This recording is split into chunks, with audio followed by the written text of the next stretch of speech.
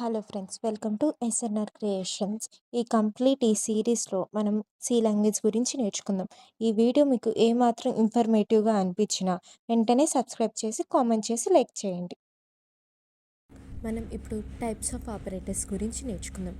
టోటల్గా 8 టైప్స్ ఉన్నాయి. ఫస్ట్ది ఏంటంటే arithmetic operators, second relational operators, third logical operators, fourth assignment operators, fifth conditional operators, sixth increment and decrement operators, seventh bit wise operators, eighth special operators. మనం first type అయిన arithmetic operators గురించి నేర్చుకుందాము. వీటిలో ఏమేమి ఉంటాయి అంటే ప్లస్, ఎడిషన్, సబ్ట్రాక్షన్, మల్టిప్లికేషన్ని యాస్టరిస్క్ సింబల్తో చూసుకుంటాం కదా అది, డివిజన్, మాడ్యులర్ డివిజన్ ఉంటాయి. ఇదేంటంటే మ్యాథమెటికల్ క్యాలిక్యులేషన్స్ చేయడానికి యూజ్ చేసే సింబల్స్.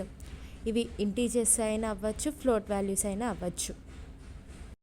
అంటే వితౌట్ డెసిమల్ వాల్యూస్ అయినా అవ్వచ్చు, విత్ డెసిమల్ వాల్యూస్ అయినా అవ్వచ్చు. ఇక్కడ అథమెటిక్ ఆపరేటర్స్లో ప్లస్ అనే సింబల్ని ఎడిషన్ కోసం యూజ్ చేస్తాము. అంటే ఇప్పుడు 3 + 4 ఉందనుకోండి, 7 అవుతుంది. ఇక్కడ మైనస్ అనే సింబల్ని సబ్స్ట్రాక్షన్ కోసం యూజ్ చేస్తాం. ఇప్పుడు 5 - 2 ఉందనుకోండి, 3 అవుతుంది ఆన్సర్. ఇక్కడ మనం ఈ సింబల్ని యాస్టరిస్క్ అంటాము. మనం ఆల్రెడీ స్పెషల్ క్యారెక్టర్స్లో నేర్చుకున్నాం కదా, మల్టిప్లికేషన్ చేయడానికి యూజ్ అవుతుంది. 2 × 4 = 8. ఇప్పుడు ఈ సింబల్ని డివిజన్ అంటాము. 10/5 అని రాసినప్పుడు ఆన్సర్ 2 వస్తుంది. కోఎఫిషియంట్ ఏదైతే ఉంటుందో అదే ఈ డివిజన్ ఆన్సర్ అన్నమాట. ఇక్కడ పర్సంటేజ్ సింబల్ ఉంది చూడండి, దాన్ని ఏమంటామంటే మాడ్యులో డివిజన్ అంటాము. 10 మాడ్యులో డివిజన్ 5 అంటే మీకు రిమైండర్ ఏం వస్తుందో అది వేయాలి. 10/5 చేసినప్పుడు రిమైండర్ ఎంత వస్తుంది? 0. ఇక్కడ ఫార్వర్డ్ స్లాష్ సింబల్ ఏమో డివిజన్ కోసం, పర్సంటేజ్ సింబల్ ఏమో రిమైండర్ కోసం. అదేమో కోఎఫిషియంట్, ఇదేమో రిమైండర్. మనం ఆపరేటర్స్లో సెకండ్ టైప్ అయిన రిలేషనల్ ఆపరేటర్స్ గురించి చూద్దాము. అసలు రిలేషన్ అంటే ఏంటి? డిఫరెన్స్ చూపించడాన్ని రిలేషన్ అంటాం కదా. ఇప్పుడు ఇది లెస్ దెన్ సింబల్. ఇవన్నీ కూడా రిలేషనల్ ఆపరేటర్స్. ఫస్ట్ది ఇది లెస్ దెన్ సింబల్, 2 < 5 అని తీసుకోవచ్చు. లెస్ దెన్ అనేది ఏం రిప్రజెంట్ చేస్తుంది అంటే రైట్ సైడ్ ఉన్న నెంబర్ గ్రేటర్ అని రిప్రజెంట్ చేస్తుంది. అలానే గ్రేటర్ దెన్ అనే సింబల్ లెఫ్ట్ సైడ్ ఉన్న వాల్యూ పెద్దది అని రిప్రజెంట్ చేస్తుంది. ఇప్పుడు ఈ symbol less than or equals to, తర్వాత symbol greater then or equals to, తర్వాత 2 = 2 పెడితేనే ఆ నెంబర్ ఈ నెంబర్ ఈక్వలా కాదా అని మన ప్రోగ్రామ్ చూసుకుంటుంది. పక్కన తర్వాతది నాట్ ఈక్వల్స్ టు, ఈ సింబల్ నాట్ ఈక్వల్స్ టు. ఈ రిలేషనల్ ఆపరేటర్ అనేది మనం కంపారిజన్కి కోసం యూజ్ చేస్తాము. ఆపరెంట్స్ మధ్యలో కంపారిజన్ చేయడానికి యూజ్ చేసే ఆపరేటర్సే రిలేషనల్ ఆపరేటర్స్. ఇప్పుడు మనం హైయెస్ట్ వాల్యూ కనుక్కోవడానికి ఈ రిలేషనల్ ఆపరేటర్స్ని యూజ్ చేయొచ్చు. ఫస్ట్ A = 3 అని అసైన్ చేశాను, B = 4 అని అసైన్ చేశాను. ఈ రెండిట్లో ఏది హైయెస్ట్ అని ఎలా తెలుసుకునేది అంటే మనం ఇలా ఒకటి రాసుకుంటాం రిలేషన్ A < B. ఒకవేళ ఈ రిలేషన్ ట్రూ అవుతే అప్పుడు B ఈజ్ బిగ్ వాల్యూ అని మనకు అవుట్పుట్ వస్తుంది. ఒకవేళ ఫాల్స్ వస్తే A ఈజ్ బిగ్ వాల్యూ అని అవుట్పుట్ వస్తుంది. ఇది మనం హైయెస్ట్ వాల్యూ కనుక్కోవడానికి యూజ్ చేస్తాం. ఇప్పుడు లోయెస్ట్ వాల్యూ కనుక్కోవాలంటే సేమ్ రిలేషన్ని ఎలా రాసుకుంటాము? ఇక్కడ A ఈజ్ స్మాల్ వాల్యూ అని రాసుకుంటాము. అలానే B ఈజ్ స్మాల్ వాల్యూ అని రాసుకుంటాము. సేమ్ ఇలానే గ్రేటర్ దెన్ సింబల్ యూజ్ చేసే కూడా మనం చేసుకోవచ్చు.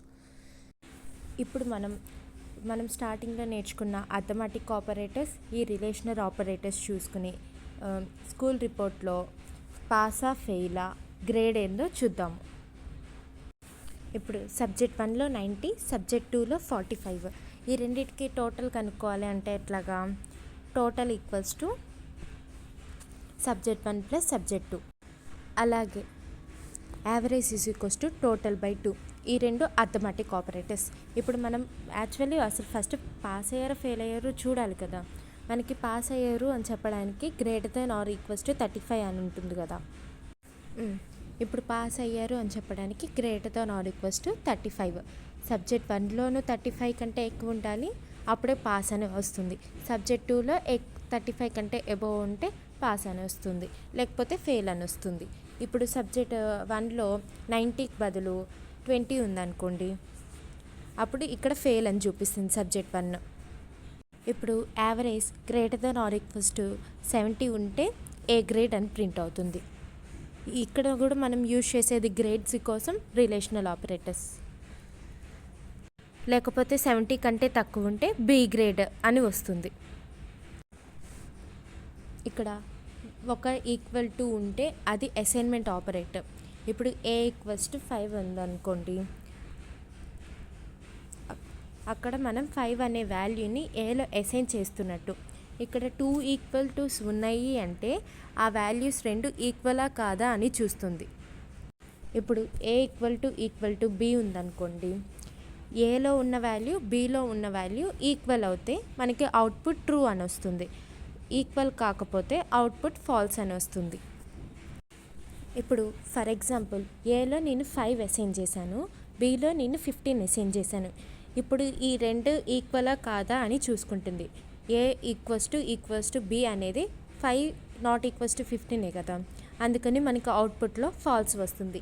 ఇప్పుడు బి వాల్యూ కూడా 5 అనుకోండి, A equals to 5, B equals to 5, 5 equal to 5 కదా, అప్పుడు మనకి అవుట్పుట్ ట్రూ అని వస్తుంది. మనం ఈ సింబల్ని నాట్ ఈక్వల్స్ టు అంటాము.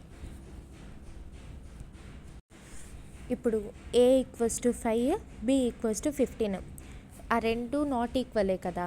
ఇక్కడ ఈ సింబల్ రిప్రజెంట్ చేసేది కూడా నాట్ ఈక్వలే కాబట్టి అవుట్పుట్ ట్రూ వస్తుంది.